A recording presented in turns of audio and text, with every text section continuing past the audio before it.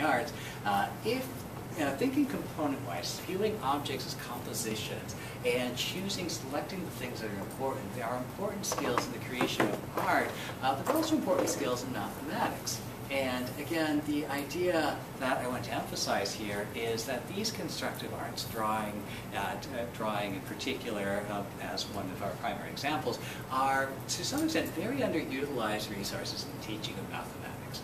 And it may be ironic that in this age of curricular reform, we're seeing the arts of what we might consider to be these constructive arts, drawing and various arts like that, become increasingly under scrutiny as things to cut from the curriculum. And it is a challenge because these not only teach you very useful skills, but later on you find that it's actually very useful to be able to draw things like Doris figure there. And so those there. So I went a little bit over time on that. Sorry.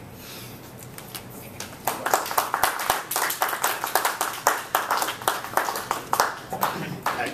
Excellent presentation, Jeff. That was so much in there, so much new to me, and I've seen a good bit of the history of math. I'm sure a lot of the people in the room really enjoyed it. Let me see if anyone have any questions. Anything myself?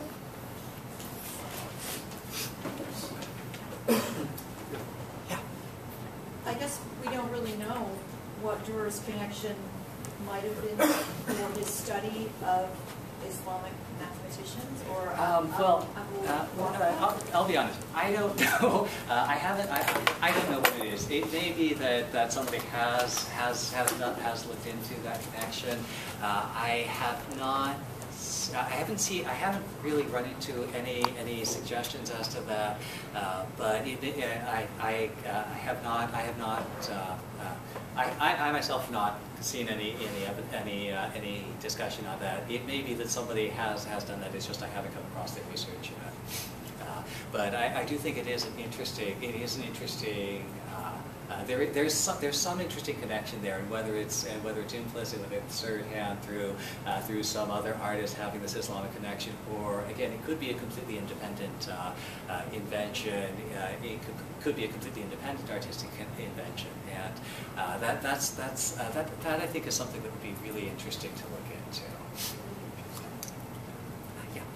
Coach, when you were talking about Durer in terms of when he would take apart the shapes and the Rohibet, whatever the name of that thing was, did he actually make sculptures? Because it seemed like all of that figuring out the space would be perfect as a sculptor, and it's very interesting to think of him as a drawer and a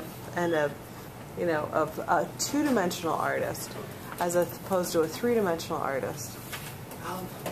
That's a good question. I don't know. I don't. Durer is not ordinarily. I don't know if he has any significant sculpture I can think of offhand. But so how would he? Because when you showed those slides of taking apart the globes and those things, so he would do that so then he could use it as a model for how he was going to draw it? I think his idea for that is that these would give you sort of a way of constructing a more complex figure to serve as basically as I think you call it a study. So you can use that as an object that you would then attempt to draw in perspective, or to use that as a basis for practicing your drawing skills. Yeah, what I was going to say is that all drawing in 2 dimensions is an act of abstraction from 3 dimensions, and so I think that it seems to me that he was fascinated with this idea of how to translate from 3 to 2 dimensions, and basically he was working with more regular forms so that it would be easier to see how they would map in. The question I have is, what is his place in the development of projective geometry? That's a good question. That's a good question. Because it again, seems it that does that's seem what like he's doing. You yeah, know, he is doing projective geometry. He's usually. I don't think they's usually mentioned. No, I think they usually mention Degas Yeah, as yeah, sort of the Right. because I was just actually reading up on it in the last 3 days. That Degas, they give him credit for coming up with the first non-trivial solutions in projective geometry.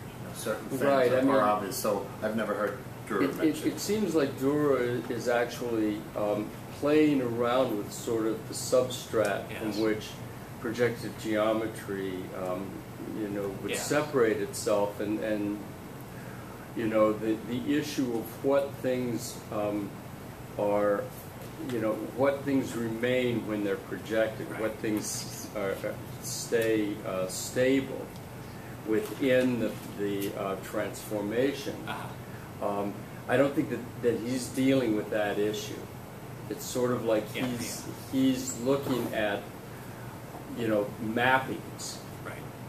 but that issue of what things are essential is Yeah. not really the one that he's dealing with. So it's sort of like his work would be kind of what it would develop out of, or at least that's what I Kind was of- thinking.